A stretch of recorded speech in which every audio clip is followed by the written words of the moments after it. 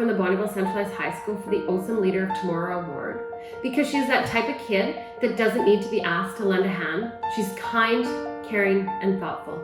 For the past 4 years, Kendra has held a part-time job, maintained honors in school, and given countless hours of volunteer back to our community. She is the first to pass credit and say thanks to others for a job well done. She has a contagious zest for life that makes everyone around her feel welcomed and loved. To me, a leader is someone who sees a problem or sees an issue that needs to be resolved or just sees something happening that could maybe need an extra step and takes that upon themselves to kind of follow through with. I do try to give back to the community in multiple ways. I have been my grad class president this year. I coach can skate under Kim. I help organize Santa's Elves with her. I've participated in a few different archery shoots.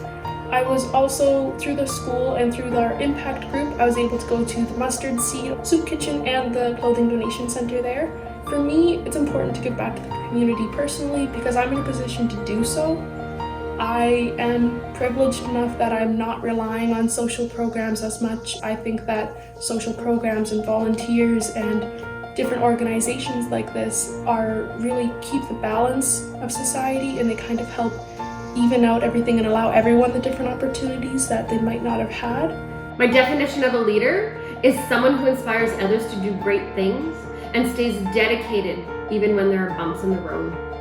Kendra far surpasses the goals set out for her in life, but still remains humble.